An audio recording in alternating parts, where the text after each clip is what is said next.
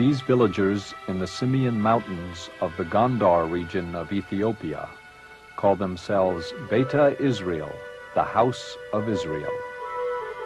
They are the black Jews of Ethiopia and trace their lineage to the earliest days of the Bible. When James Bruce, the 18th century Scottish explorer, encountered them for the first time, he wrote, "These are the ancient inhabitants of the mountains, who still preserve the manners and language of their ancestors. They are the only potters and masons of Abyssinia, and in this they excel greatly, and in general live better than the other Abyssinians, which in their revenge attribute to a skill in magic." To this day, the Ethiopian Jews are reputed by their superstitious neighbors to possess supernatural powers. In Ethiopia and much of Africa, smithing is associated with sorcery. The Falashas, as the chief practitioners of this craft, are viewed suspiciously by other Ethiopians, who fear the Falashas can cast an evil eye or Buddha upon them. After the Ethiopian Jews lost their independence in a series of wars in the 16th and 17th centuries, they were banned from owning land and branded Falasha, or outcasts. Since that time, the Ethiopian Jews have relied on their skills as metal workers, weavers, and potters for their economic survival. How the Falashas acquired their metallurgical expertise is not really known. Possibly they learned from Yemenite Jews who crossed the narrow straits of the Red Sea to trade and live in early Ethiopia. Living in isolation for centuries, the Falashas thought they were the only surviving Jews in the world. Jacques Beitlovich was among the first European Jews to work for the preservation of the Falashas. Deeply impressed with their devotion to Judaism, he wrote, "They adore a God of life, of righteousness and justice. Always in their thoughts, he inspires them with hope in a future of universal peace and harmony. In praying, they raise their souls to the infinite. They ask God to make Zion resplendent and to bring them back to Israel, their cherished country."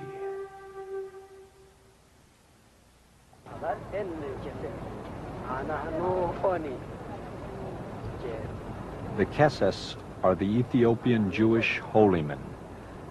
They take the responsibility for preserving and transmitting the law and traditions of the people from generation to generation.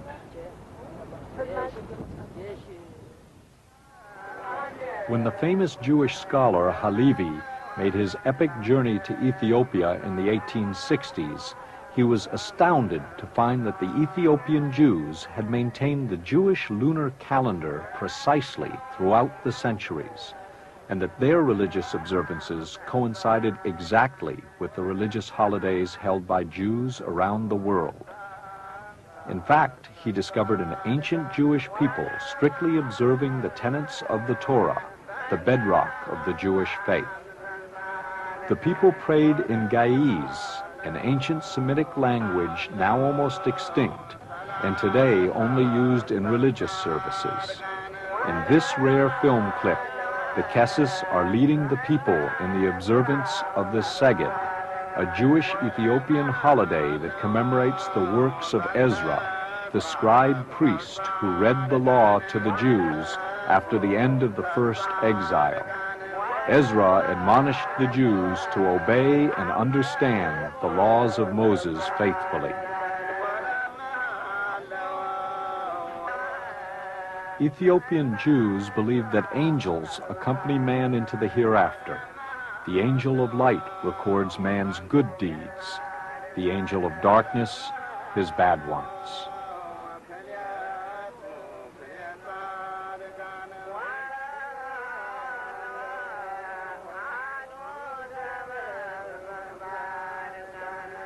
The Ethiopian Jews highly revere Moses and have developed their own remarkable liturgical work called The Death of Moses, which is read during funeral services. The greatest bond between God and man in Ethiopian Jewish thought is the Sabbath. Its observance is considered the delineation between good and evil, between heaven and hell.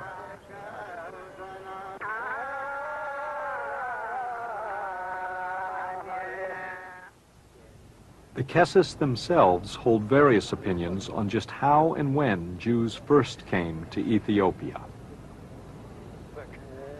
Central to the psyche of all Ethiopians is the Solomon and Sheba cycle. In the Bible, first in Kings and then in Chronicles, the account of Sheba's pilgrimage to Jerusalem unfolds. The Ethiopian version of the biblical story embellishes the narrative and asserts that Sheba, having heard of Solomon's great wisdom, is summoned to Jerusalem via the king's supernatural powers. Sheba came to Jerusalem bearing immense riches, 600 camels laden with gold, spices, and precious woods. Sheba opened her mind to Solomon and tested him with difficult questions. Solomon answered all her inquiries, and smitten by Sheba's beauty, he seduced the virgin queen with the use of a silver chalice.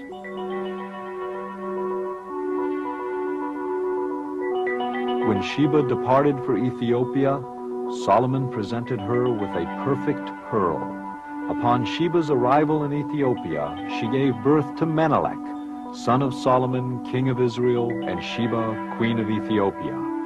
When Menelik came of age, he journeyed to Israel to seek out his father. Upon his arrival, he was warmly greeted by his father, the king. Ethiopian tradition states that Menelik was the favorite son of Solomon and was driven back to Ethiopia by his jealous half-brothers. When Menelik left for Ethiopia, Solomon presented him with a copy of the Ark of the Covenant. Menelik switched the original for a copy, and accompanied by an Israelite army and a contingent of priests, he established Judaism as the official religion of Ethiopia and modeled his rule upon Solomon's in Jerusalem. Another account of Ethiopian Jewry's genesis begins in the cataclysmic days of the prophet Jeremiah during the last years of Solomon's temple in Jerusalem. Jeremiah warned the people that they would be scattered like straws that passed in the desert if they did not renounce their ungodly ways. King Zedekiah ignored Jeremiah's warning to not resist the strength of Babylon. Jeremiah was placed in a pit and left to die at the king's order. Ironically, Jeremiah was saved by the king's Ethiopian retainer, Ebed-melech. King Zedekiah mounted his ill-advised revolt against Babylon, and Nebuchadnezzar himself led the Babylonian army that sacked Jerusalem and took the Jews into exile. The Bible tells us that all the nobles, blacksmiths, and metalworkers, 10,000 people in all, were led off from Jerusalem, and that only the poorest people were left behind. Further, the Babylonians despoiled the temple and killed the high priests, Sariah and Zephaniah. King Zedekiah was blinded and put in chains, and in that way Judah was deported from its land. And there, by the rivers of Babylon, the people wept when they remembered Zion. The Bible further speaks of the poor Jews that were left behind in Judah. Many of them fled to Egypt. It is thought that some of these Jews continued their journey far down the reaches of the Nile, where they came to the island of Elephantine, to a place called the City of Ivories. It is documented in the Elephantine papyri that the Jews developed a remarkable trading relationship with the land of Ethiopia. Using the Nile as a highway, war elephants, ivory, spices, and gold passed through Elephantine on the way north to Alexandria and the Mediterranean. The Elephantine Jews grew rich and powerful. They built the first temple outside of Jerusalem and formed a militia known as the Jewish Force, which was charged with protecting Egypt's southern frontier. Elephantine was also the sacred island of the Egyptian deity Canub, whose sacred beast was the ox. But when the Jews persisted in sacrificing these animals during their rituals, in revenge, the Egyptian priests, in league with the Persian commander of the city, destroyed the Jewish temple in 411 BC. After the decline of Elephantine, it is theorized that the Jewish community followed the well-known trade route down the Blue Nile.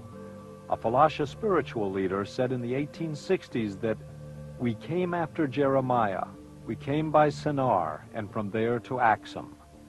In the 9th century, Eldad Hadani, the fabled Jewish traveler, reported a powerful Jewish nation existed in Africa. He said the kingdom had been founded by the tribe of Dan. The kingdom was reportedly surrounded by the mystical Sambachan River, which rolled sand and stone during the week, but was surrounded by fire during the Sabbath. More likely, it is thought that once in Ethiopia, the Elephantine Jews mingled with the Ethiopian Igao people, thus introducing Judaism into Ethiopia. The Ethiopians had been worshiping a multitude of pagan gods, and the introduction of Jewish monotheism made a tremendous impact on the country's religious life. The people became well acquainted with the Jewish Bible, which later became the model for the Ethiopian royal chronicles, the Glory of Kings. Thus, the Ethiopian Jews became a hybrid of the Elephantine Jews and the African Agao people. They retain the military aspect of the Elephantine Jews and are thought to have come into the service of Axum. The Ethiopian Orthodox Church succeeded in converting the Aksumite royal family to Christianity in the 4th century. Prometheus, a shipwrecked Greek, is credited with winning over the emperor to the church. The Ethiopian Church is remarkable in its devotion to the Jewish laws of the Bible. The strict observance of the dietary laws, the practice of circumcision, and the keeping of the Sabbath are examples of the Jewish traditions it maintains. Ethiopian history generally acknowledges that Ethiopia was a Jewish country before its conversion to Christianity. For centuries, its royal dynasty traced its bloodline directly to King Solomon and his son Menelik, who had brought the true Ark of the Covenant to Ethiopia from Jerusalem.